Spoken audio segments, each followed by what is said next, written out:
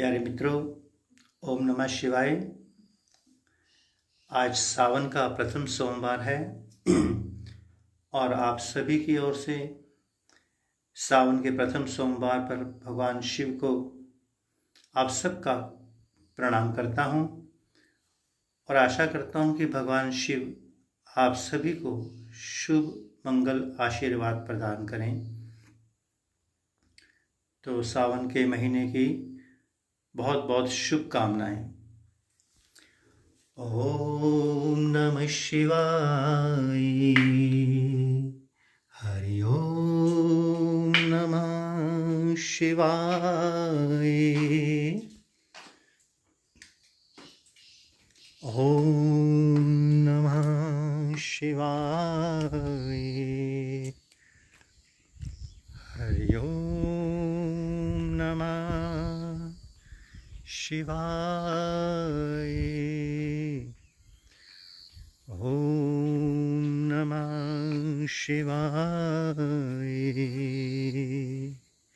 हरि ओम नमः शिवाय। प्यारे साधकों, प्यारे मित्रों, आज भगवान शिव की कृपा से मौसम कुछ देर के लिए खुला हुआ है। तो जो सामने आप ये बर्फ़ की पहाड़ियाँ देख रहे हैं, इन पहाड़ियों के बीच में ही केदारेश्वर महादेव विराजमान है। भगवान श्री केदारनाथ जी का स्थान है यहाँ पर, जो आप सामने देख रहे हैं। और आगे एक आपको दिखा रहे हैं चौखंबा।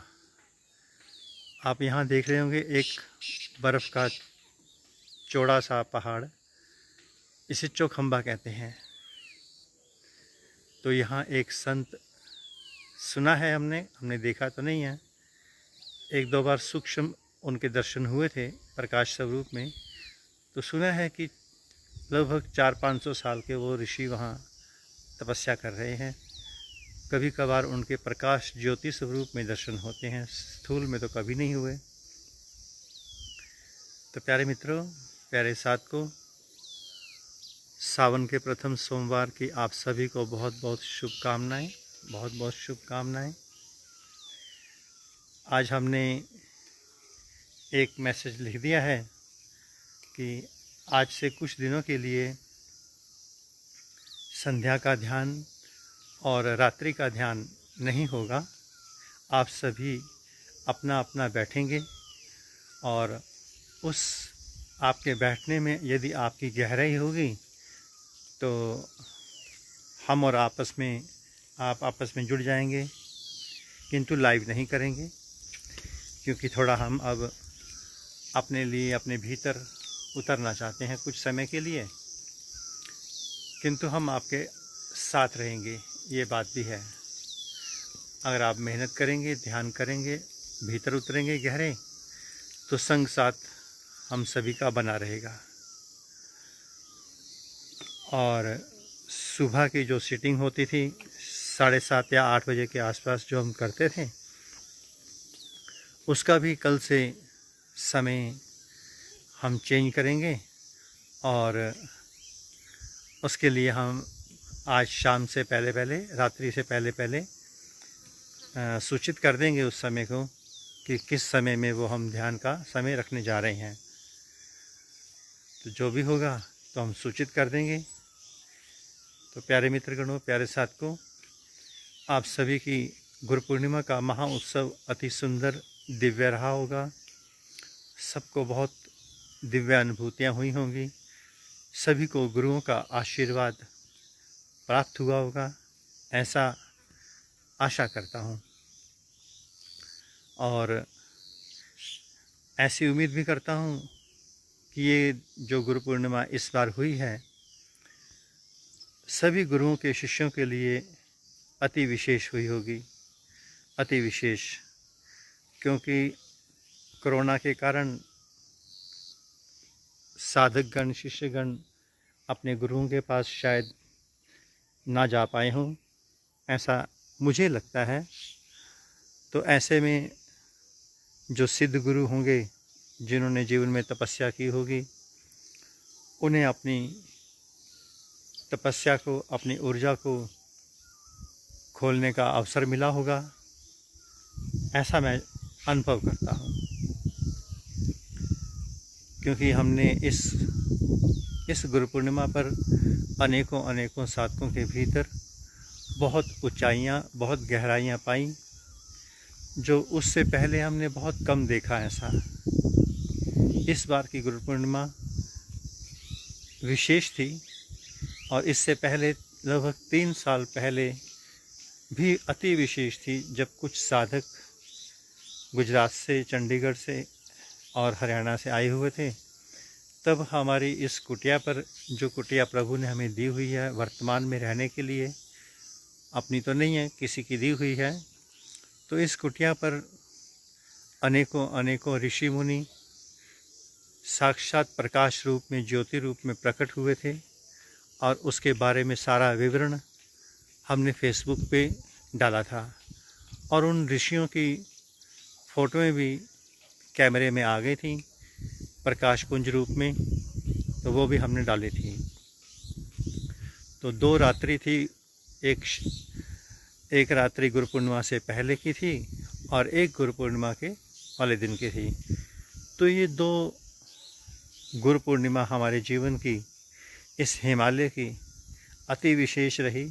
यूँ तो भगवान शिव की कृपा से, ऋषियों की कृपा से यहाँ ऋषि मुनियों का सदैव वास है ही, और वो दर्शन भी दे देते हैं, इसमें उनकी अपार कृपा है। किंतु भक्तों के लिए, शिष्यों के लिए, साधकों के लिए वो बीती 3 साल पहले वाली गुरु पूर्णिमा और इस वर्ष की गुरु पूर्णिमा अति विशेष रही, ऐसा हमारा अनुभव है। तो प्यारे साधकों, प्यारे मित्रों, आप सबको सावन महीने की बहुत बहुत शुभकामनाएं। ये श्रावण मास भक्ति का महीना है और तपस्या का भी महीना है। इस तपस्या और भक्ति के महीने में जो साधक शिव जी के चरणों से, भगवान शिव के चरणों से जुड़ता है, उसके जीवन में सुखों की कमी नहीं रहती और भक्ति उसकी बढ़ती चली जाती है। और जो ध्यान में उतरता है उसके लिए तो वरदान सिद्ध हो जाता है ये महीना। क्योंकि इस महीने में भक्ति मार्गी की बात कर रहे हैं, संतों के लिए नहीं, थोड़ा सा ध्यान रखना। ये महीना काफ़ी पावरफुल रहता है। सावन और एक महीना और होता है, उसका मुझे नाम याद नहीं आ रहा, कार्तिक का महीना। तो ये 2 महीने भगवान शिव के होते हैं। इन 2 महीनों में जो साधक, जो भक्त भगवान की भक्ति में, भगवान शिव की भक्ति में विशेष लीन रहता है, बहुत कुछ मिलता है उसे। भौतिक जीवन तो उसका बहुत सुंदर हो ही जाता है, निस्संदेह हो जाता है, और आध्यात्मिक जीवन भी उसके अपने हाथ में होता है, वो भी निखर जाता है। तो प्यारे मित्रों, प्यारे भक्तों, जिन जिन लोगों के, जिन जिन साधकों भक्तों के जीवन में अर्थ का अभाव है और वो अर्थ से थोड़ा सा परेशान हैं, और जिन्हें भौतिकता के सुख चाहिए किंतु उपलब्ध नहीं हो पा रहे, तो इस श्रावण मास में लगातार जब भी उनको समय मिले, 24 घंटे में से जब मर्जी, क्योंकि सावन के महीने में 24 घंटे भगवान शिव पे जल चढ़ता है, ऐसा कहा गया है। तो इस सावन के महीने में जो साधक सुख और भौतिकता को प्राप्त करना चाहता है, वह भगवान शिव पे कम से कम एक बार ताजे गन्ने का रस अपनी श्रद्धा अनुसार स्वयं अपने हाथ से ओम नमः शिवाय या महामृत्युंजय मंत्र के जप से चढ़ाए, तो निश्चित उसको लाभ होगा ही होगा। वो जो गन्ने का रस है वो 15-20 मिनट या अधिक से अधिक आधा घंटा बासा होना चाहिए, इससे अधिक नहीं। उसके बाद उसके भीतर विषैले तत्व प्रवेश कर जाते हैं, वो विष समान हो जाता है। और ऐसा भी नहीं करना कि वो ला करके अपने फ्रिज में रख लिया जाए, ऐसा भी नहीं। बिल्कुल ताज़ा रस निकलवाया जाए और भगवान शिव पे अर्पण किया जाए। अगर आप साकाम भाव से भी प्रभु को ये गन्ने का रस अर्पण करेंगे तो भी फल मिलेगा, निष्काम भाव से करेंगे तो प्रभु फिर जो आपको देंगे उसकी तो आप कल्पना भी नहीं कर सकते। तो प्यारे साथियों, प्यारे मित्रों, पुनः से इस सावन महीने के प्रथम सोमवार की समस्त शिव भक्तों को बहुत बहुत शुभकामनाएं, बहुत बहुत शुभकामनाएं, बहुत बहुत शुभकामनाएं। अगर संभव हुआ तो आज शाम को लाइव करेंगे, नहीं तो जैसा भी होगा पोस्ट अपडेट देंगे। ओम नमः शिवाय।